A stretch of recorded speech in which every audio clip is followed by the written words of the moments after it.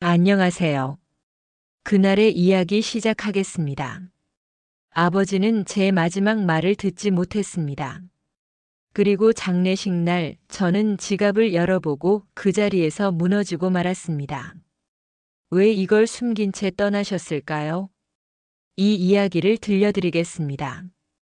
어린 시절부터 저는 아버지를 단 한 번도 제대로 이해한 적이 없었습니다. 아버지는 늘 말이 없으셨고 그 침묵이 저에게는 차가운 무관심처럼 느껴졌습니다.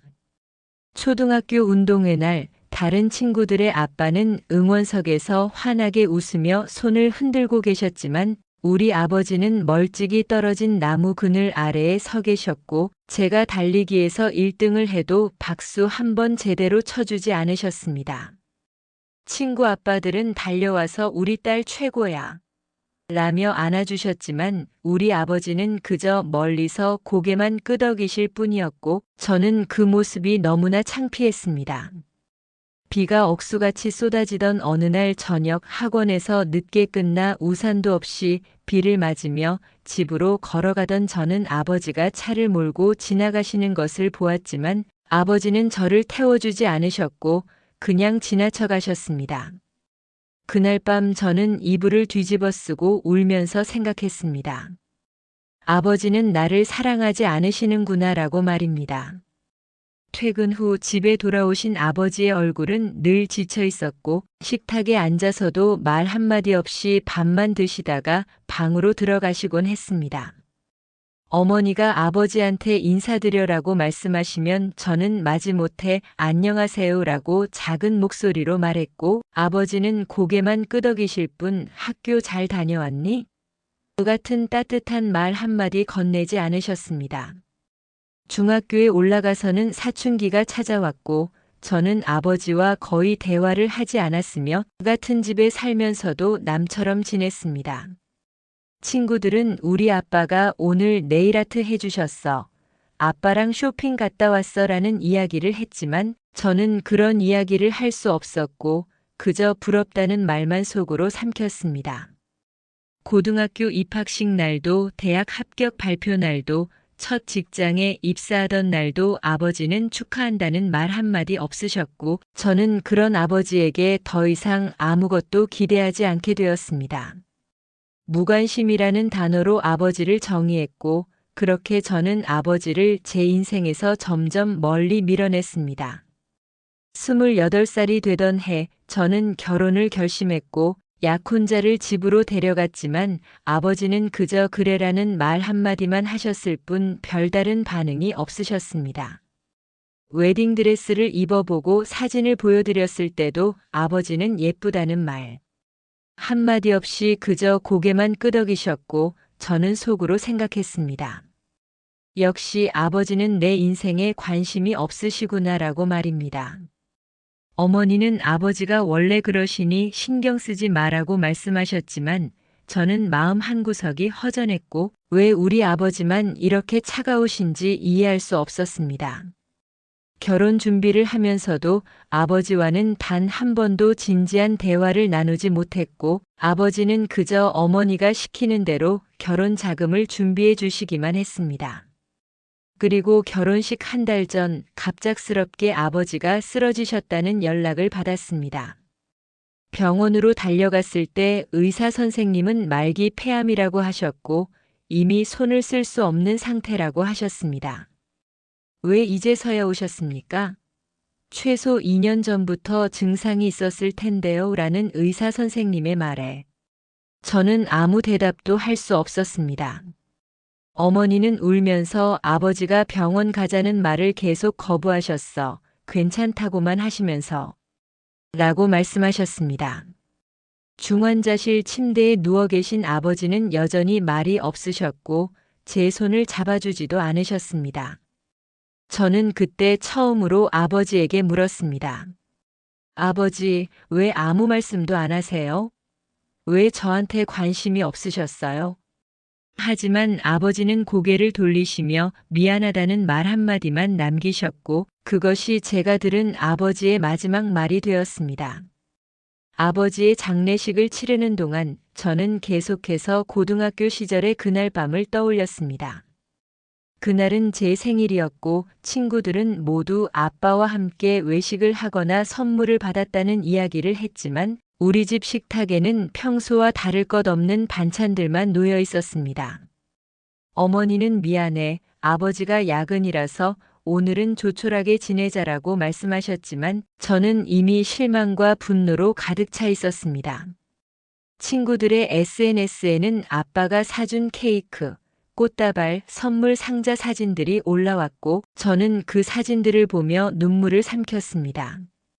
밤 11시가 넘어서야 아버지는 집에 돌아오셨고 현관문을 여는 소리에 저는 방문을 박차고 나가 아버지 앞을 가로막았습니다.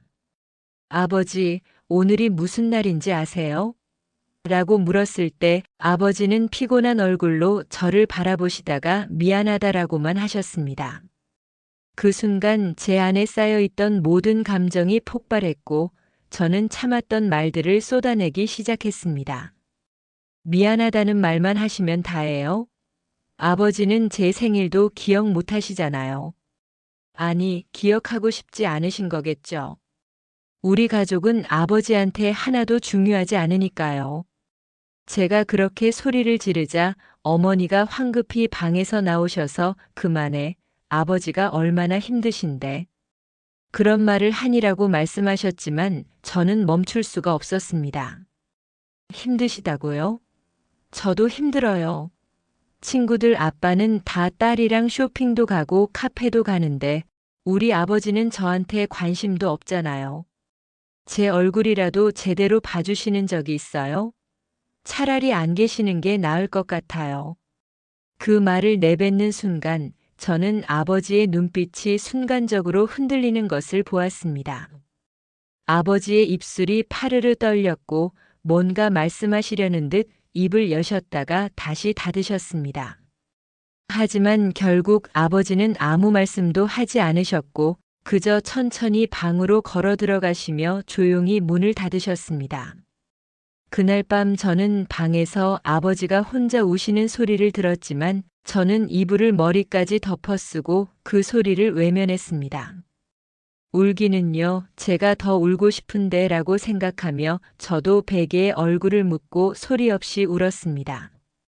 다음 날 아침 아버지는 평소보다 더 일찍 출근하셨고 저와 눈도 마주치지 않으셨습니다. 식탁 위에는 흰 봉투 하나가 놓여 있었고 어머니가 아버지가 두고 가셨어. 생일 축하한대라고 말씀하셨지만 저는 그 봉투를 보지도 않고 학교에 갔습니다. 그 봉투 안에 무엇이 들어 있었는지 저는 확인하지 않았고 며칠 후 어머니가 받지도 않을 거면서 왜 아버지를 속상하게 하니라고 하셨을 때도 저는 제가 뭘 잘못했어요? 아버지가 먼저 저한테 관심이 없었잖아요 라고 대꾸했습니다. 그 사건 이후로 아버지는 더욱 침묵하셨고 집에 계실 때도 마치 투명인간처럼 조용히 지내셨습니다. 저는 그런 아버지를 보며 역시 내 말이 맞았어. 우리한테 관심이 없으니까 화도 안 내시는 거야 라고 생각했습니다. 그리고 제가 몰랐던 것은 그날 이후 아버지가 더 이상 저에게 다가오려는 시도조차 하지 않으셨다는 것입니다. 고등학교 3학년이 되어 대학 입시를 준비할 때도 아버지는 힘내라는 말 한마디 없으셨고 저는 그런 아버지가 더욱 원망스러웠습니다. 친구들은 우리 아빠가 야식 사다 줬어. 아빠가 응원 편지 써줬어 라는 이야기를 했지만 우리 아버지는 그저 조용히 출근하시고 늦게 퇴근하시는 것뿐이었습니다. 수능 100일 전 반 친구들은 부모님이 써준 응원 편지를 읽으며 울었지만 저는 빈손으로 교실에 앉아 있었고 너네 아빠는 안 써줬어? 라는 친구의 질문에 우리 아빠는 원래 그래라고 대답했습니다. 대학 합격 발표 날도 마찬가지였습니다.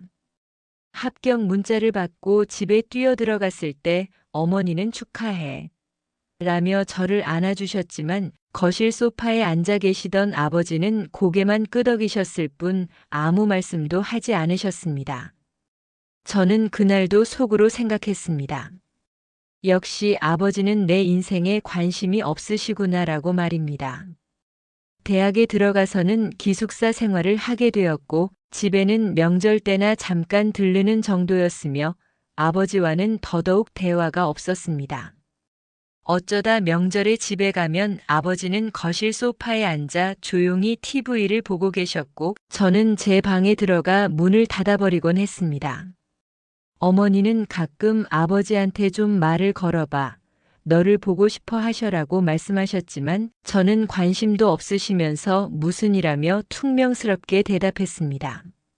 졸업 후 취직을 하고 독립을 하면서 저는 아버지를 더욱 멀리했고 가족 단톡방에서도 어머니와만 대화를 나눴습니다. 어머니가 아버지도 계신데 인사 좀 해라고 하시면 저는 마지못해 네, 잘 지내세요라고 짧게 답했고 아버지는 읽음 표시만 남기실 뿐 답장을 하지 않으셨습니다. 그리고 28살 결혼을 앞두고 아버지가 쓰러지셨습니다. 중환자실에 누워 계신 아버지를 보며 저는 처음으로 물었습니다. 아버지, 왜 저한테 관심이 없으셨어요? 왜 한 번도 사랑한다고 말씀 안 하셨어요? 아버지는 힘없이 고개를 돌리시며 작은 목소리로 말씀하셨습니다. 미안하다. 아버지가 부족해서. 그것이 제가 들은 아버지의 마지막 말이었고 사흘 후 아버지는 눈을 감으셨습니다. 장례식장에서 조문객들을 맞이하며 저는 계속해서 그날 밤의 기억이 떠올랐습니다. 우리 가족은 아버지한테 하나도 중요하지 않으니까요. 차라리 안 계시는 게 나을 것 같아요. 그 말이 아버지의 마지막 자존심마저 무너뜨렸다는 것을 저는 그때 알지 못했습니다. 아버지가 돌아가신 지 사흘째 되는 날 장례식장은 조문객들로 붐볐고 저는 상주로서 그분들께 인사를 드리느라 정신없는 시간을 보내고 있었습니다. 그러던 중 어머니가 제 손에 아버지의 낡은 검은색 지갑을 쥐어주시며 이거 내가 정리해라 어머니는 도저히 못 보겠다라고 말씀하시고는 눈물을 닦으며 돌아가셨습니다. 저는 빈소 뒤편의 작은 방으로 들어가 혼자 앉아서 그 지갑을 바라보았고 한참을 망설이다가 천천히 열었습니다. 지갑은 최소 10년은 넘게 사용한 것처럼 모서리가 달아 있었고 가죽은 손때로 반질반질했으며 여기저기 실밥이 풀려 있었습니다. 제일 먼저 눈에 들어온 것은 카드 슬롯 사이에 끼워져 있던 낡고 색이 바랜 사진 한 장이었습니다. 사진을 조심스럽게 꺼내 들었을 때 그것은 제가 초등학교 1학년 때 아버지와 함께 찍은 유일한 사진이었고 사진 속에 저는 아버지 손을 꼭 잡고 환하게 웃고 있었습니다. 사진 뒷면에는 희미한 글씨로 2005년 3월 5일 하늘이와 처음 놀이공원 간 날이라고 적혀 있었고 사진은 여러 번 만져져서 가장자리가 해져 있었습니다. 그리고 그 옆 카드 슬롯에서 작은 편지지가 접혀 있는 것을 발견했습니다. 편지를 펼쳤을 때 그것은 제가 초등학교 2학년 때 아버지에게 쓴 편지였습니다. 아버지 생일 축하해요. 사랑해요. 하늘올림. 삐뚤빼뚤한 글씨로 쓴 짧은 문장이었지만 아버지는 이것을 20년이 넘도록 버리지 않고 지갑 속에 간직하고 계셨던 것입니다. 편지 뒷면에는 아버지의 손글씨로 2007년 4월 28일 하늘이가 처음으로 내 생일을 기억해줬다.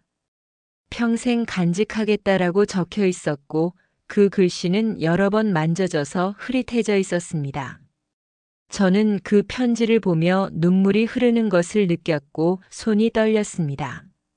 지갑의 동전 주머니 안쪽을 뒤지다가 저는 작게 접힌 메모지를 발견했고 그것을 펼쳤을 때 거기에는 저에 대한 모든 것이 빼곡히 적혀 있었습니다. 하늘이 생일 4월 15일 좋아하는 음식 떡볶이, 치킨 좋아하는 색 파란색, 보라색, 꿈 선생님 작가 좋아하는 꽃 장미. 아버지는 제가 성장하면서 변해가는 취향까지 모두 기록하고 계셨고 심지어 제가 무심코 했던 말들까지 메모해 두셨던 것입니다. 그 아래에는 제 인생의 중요한 날짜들이 적혀 있었습니다. 초등학교 입학식 2005년 3월 2일 피아노 발표회 2010년 11월 20일 대학 합격 2017년 12월 15일 첫 출근 2022년 1월 3일 그리고 각 날짜 옆에는 아버지의 작은 메모들이 달려 있었습니다.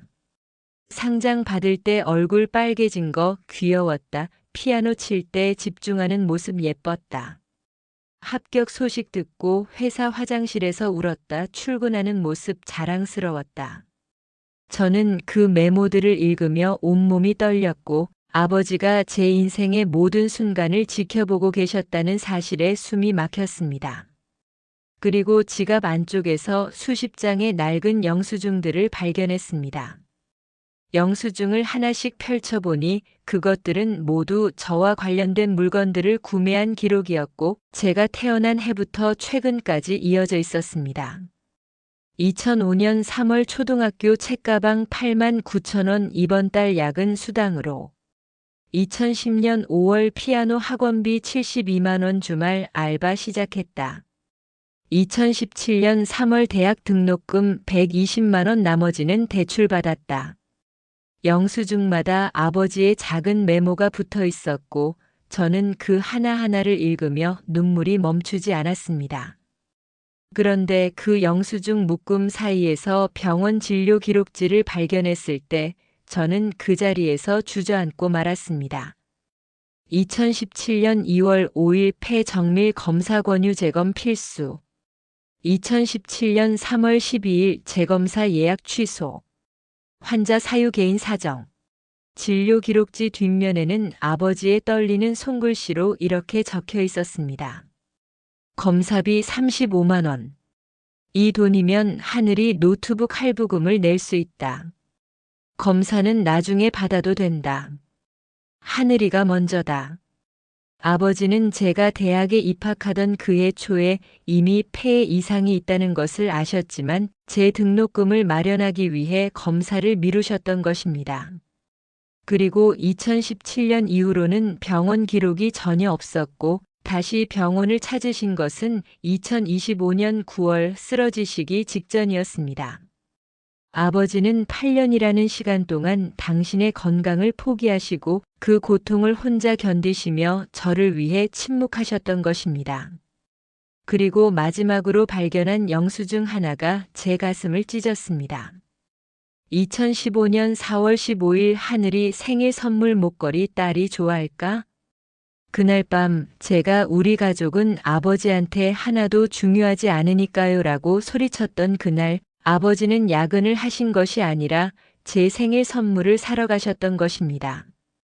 그리고 그 선물을 저는 받지도 않았고 아버지는 그 이후로 더 이상 저에게 선물을 주려 하지 않으셨던 것입니다.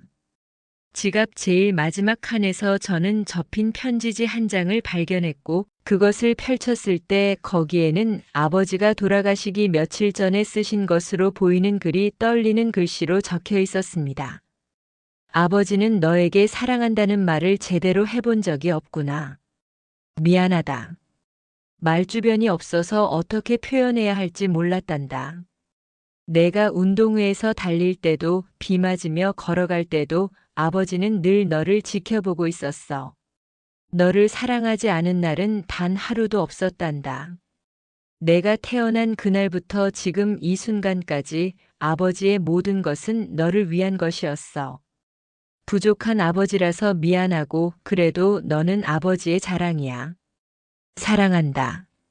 저는 그 편지를 읽으며 바닥에 주저앉았고 아버지의 지갑을 가슴에 꼭 안은 채 목 놓아 울었습니다. 아버지, 왜 이렇게 사셨어요? 왜 말씀 안 하셨어요? 저는 아무것도 몰랐어요. 아버지의 모든 것이 저를 위한 것이었는데 저는 그것도 모르고 아버지를 원망하고 미워했던 것입니다. 그리고 아버지는 제 그 말 한마디에 마지막 남은 자존심마저 무너지셨고 더 이상 저에게 다가올 용기를 잃으셨던 것입니다. 말이 없던 게 사랑이 없어서가 아니라 사랑을 지키기 위해 말보다 일을 택한 삶이었습니다. 장례식이 끝나고 마지막 조문객이 떠난 후 저는 빈소에 혼자 남아 아버지의 영정 사진을 바라보고 있었습니다. 사진 속 아버지는 어색하게 웃고 계셨지만 그 눈빛만큼은 따뜻했고 저는 이제야 그 눈빛의 의미를 알 것 같았습니다. 그때 낯선 중년 남성 한 분이 조심스럽게 다가오셔서 실례합니다. 고인의 따님이시죠? 라고 물으셨습니다. 네, 그런데 누구세요? 라고 묻자 그분은 저는 아버님과 같은 회사에서 20년 넘게 일한 김철수라고 합니다라고 자신을 소개하셨습니다. 그분은 품에서 흰 봉투 하나를 꺼내 제게 건네시며 이건 아버님이 제게 부탁하신 거예요. 만약 무슨 일이 생기면 딸에게 꼭 전해달라고 하셨습니다라고 말씀하셨습니다. 저는 떨리는 손으로 봉투를 받았고 김철수 씨는 의자에 앉으시며 천천히 이야기를 시작하셨습니다. 따님, 아버님이 어떤 분이셨는지 아십니까? 우리 회사에서 아버님만큼 성실한 사람은 없었습니다. 새벽 5시에 출근하셔서 밤 11시에 퇴근하시는 날이 대부분이었고 주말에도 나오셔서 일하시는 경우가 많았습니다. 김철수 씨의 말에 저는 고개를 들었고 그렇게까지 일을 많이 하셨어요? 라고 물었습니다. 네, 그런데 아버님은 승진에는 전혀 관심이 없으셨습니다. 동기들이 다 과장, 부장이 되어도 아버님은 계속 대리, 과장 직급에 머물러 계셨죠. 왜냐하면 승진하면 야근 수당이 줄어들기 때문이었습니다. 저는 그 말에 가슴이 철렁 내려앉았고 야근 수당이요? 라고 되물었습니다. 네, 아버님은 따님을 위해서라면 무엇이든 하셨습니다.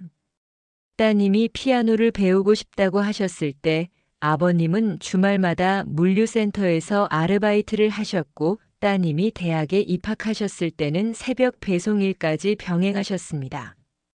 김철수 씨는 잠시 말을 멈추시고는 눈물을 닦으시며 계속 말씀하셨습니다. 아버님은 회사에서 점심도 제대로 드시지 않았습니다. 편의점에서 1,000원짜리 김밥 하나 사드시고 그 돈도 아까워하셔서 도시락을 싸오시는 날이 많았죠. 저희가 과장님 같이 밥 먹으러 가시죠라고 해도 나는 괜찮아. 너희끼리 가라고 하시며 혼자 남으셨습니다. 저는 그 이야기를 듣고 눈물이 쏟아졌고 왜 그렇게까지 하셨을까요? 라고 물었습니다.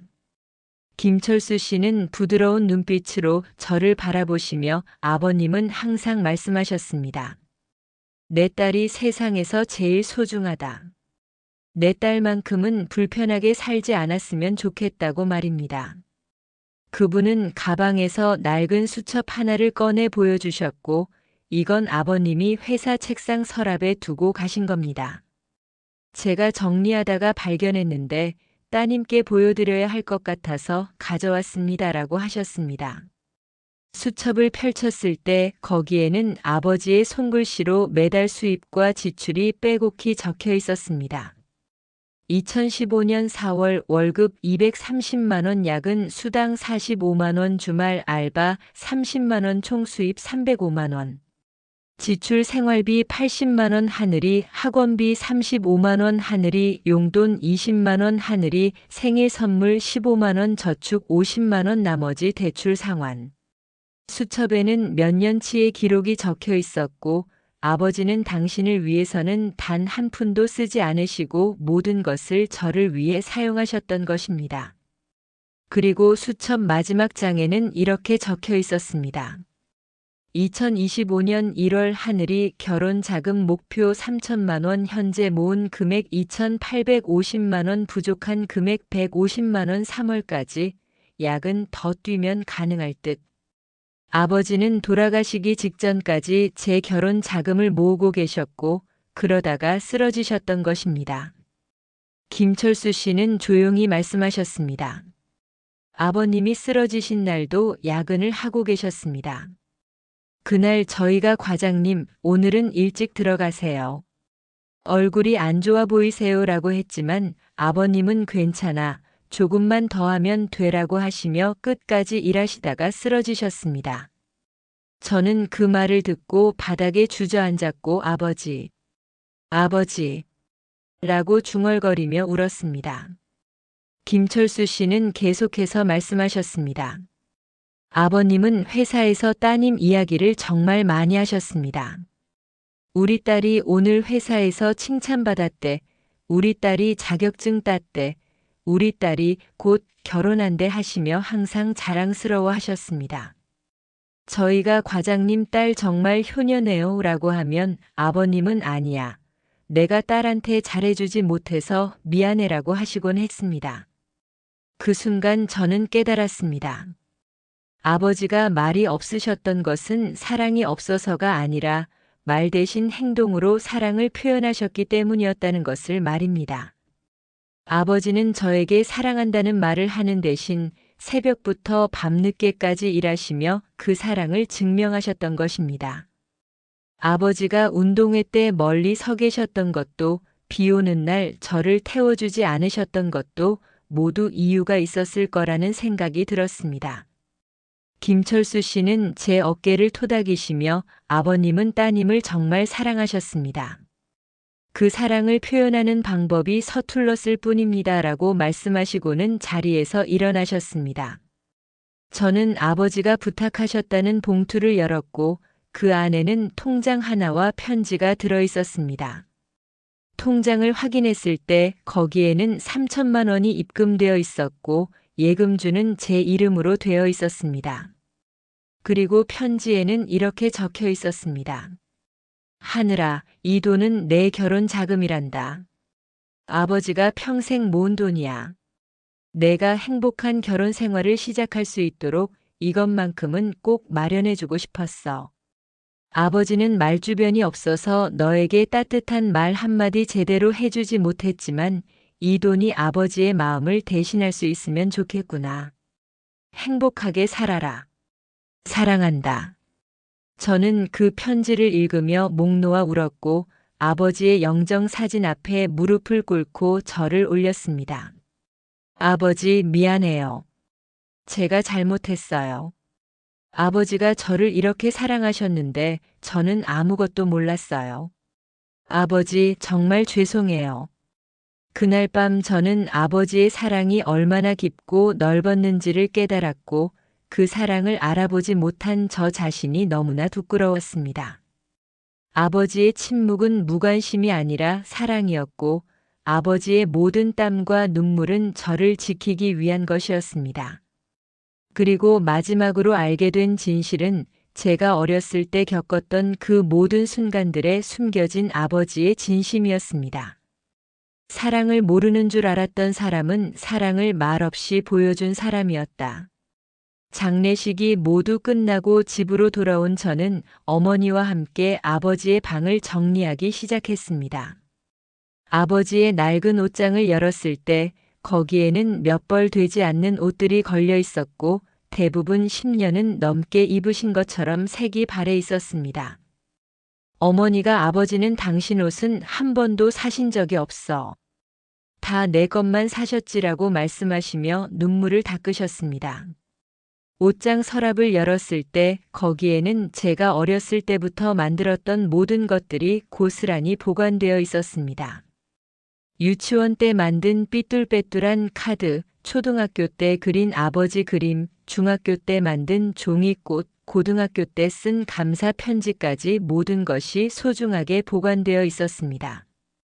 그리고 그 서랍 제일 아래에서 낡은 상자 하나를 발견했고 그 상자를 열었을 때 저는 숨이 멎는 것 같았습니다. 상자 안에는 제가 태어난 날부터 찍은 사진들이 가득 들어 있었고 사진마다 아버지의 메모가 붙어 있었습니다. 1998년 4월 15일 하늘이 태어난 날 세상에서 제일 예쁜 우리 딸. 2005년 3월 2일 초등학교 입학식 아빠 손 꼭 잡고 가던 모습. 2010년 11월 20일 피아노 발표회 떨리는 손으로 연주하던 모습 너무 예뻤다. 그리고 상자 안에서 제가 전혀 몰랐던 사진들을 발견했습니다. 운동회 날 저를 멀리서 찍은 사진이 수십 장 있었고 사진 속에 저는 달리고 있었으며 아버지는 나무 그늘 아래에서 저를 찍고 계셨던 것입니다. 사진 뒷면에는 이렇게 적혀 있었습니다. 2008년 5월 하늘이 운동회 1등 하는 모습 보고 싶었지만 다른 아이들 아빠처럼 환하게 웃는 법을 몰라서 멀리서 지켜봤다. 그래도 너무 자랑스러웠다. 저는 그 순간 깨달았습니다. 아버지가 운동회 때 멀리 서 계셨던 것은 무관심이 아니라 서툴러 서였다는 것을 말입니다. 그리고 비 오는 날의 사진도 있었습니다. 제가 비를 맞으며 걷고 있는 모습을 차 안에서 찍은 사진이었고 사진은 흔들려 있었습니다. 사진 뒷면에는 아버지의 떨리는 글씨로 이렇게 적혀 있었습니다. 2009년 6월 비 오는 날 하늘이가 비를 맞으며 걷고 있었다. 태워주고 싶었지만 회사에 급한 일이 있어서 차를 먼저 세워둔 후 우산을 가지러 집에 갔다 왔다. 돌아왔을 때 하늘이는 이미 집에 들어가고 없었다. 미안하다. 저는 그 글을 읽고 눈물이 쏟아졌고 어머니에게 엄마 그날 아버지가 우산 들고 오셨어요? 라고 물었습니다. 어머니는 고개를 끄덕이시며 그날 아버지가 회사 가시다가 급하게 돌아오셔서 우산 챙겨가셨어. 근데 너는 이미 집에 왔더라고. 아버지가 얼마나 속상해 하셨는지 몰라라고 말씀하셨습니다. 저는 그날 밤 아버지가 저를 태워주지 않았다고 원망했었는데 사실 아버지는 저를 위해 우산을 가지러 오셨던 것입니다. 상자 안에는 제가 고등학교 때 생일에 받지 않았던 그 선물도 들어 있었습니다. 하얀 상자를 열었을 때 거기에는 예쁜 은목걸이가 들어 있었고 목걸이 펜던트에는 작은 하트와 함께 하늘이에게 사랑하는 아빠가라고 새겨져 있었습니다. 상자 안에는 작은 카드도 들어 있었고 거기에는 아버지의 글씨로 이렇게 적혀 있었습니다. 하늘아, 생일 축하한다. 아빠가 말을 잘 못해서 미안해. 하지만 너를 사랑하는 마음은 누구보다 크단다. 이 목걸이를 보면 아빠가 항상 내 곁에 있다는 걸 기억해줘. 사랑한다. 저는 그 목걸이를 꺼내 목에 걸었고 거울 앞에 서서 한참을 울었습니다. 어머니가 조용히 말씀하셨습니다. 하늘아, 아버지는 평생 너만 보고 사셨어. 아버지가 말씀을 잘 못하셔서 그렇지 아버지의 모든 것은 너를 위한 거였단다. 아버지가 새벽에 일찍 나가시고 밤늦게 들어오신 것도 주말에 쉬지 못하신 것도 다 너를 위해서였어. 어머니는 눈물을 흘리시며 계속 말씀하셨습니다. 아버지가 병원에서 쓰러지시기 전날 나한테 이렇게 말씀하셨어. 여보, 나는 하늘이한테 좋은 아버지가 되지 못한 것 같아. 말도 잘 못하고 표현도 서툴고. 하늘이가 나를 미워하는 것 같아서 너무 마음이 아파라고 하시면서 우셨단다. 저는 그 말을 듣고 가슴이 찢어지는 것 같았고, 엄마, 제가 정말 잘못했어요. 아버지를 미워한 게 아니었는데. 라고 말하며 울었습니다. 어머니가 저를 안아주시며 아버지는 다 알고 계셨을 거야. 내가 아버지를 사랑한다는 것을 말이야.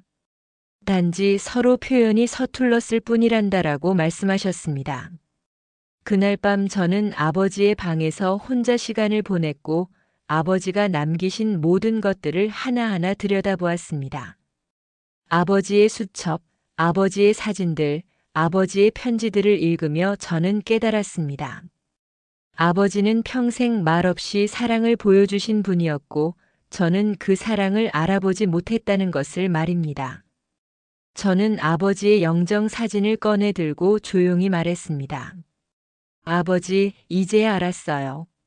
아버지가 얼마나 저를 사랑하셨는지.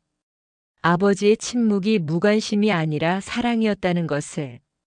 아버지가 말씀하지 않으신 게 아니라 행동으로 보여주셨다는 것을. 아버지, 정말 사랑했어요. 그리고 정말 죄송해요.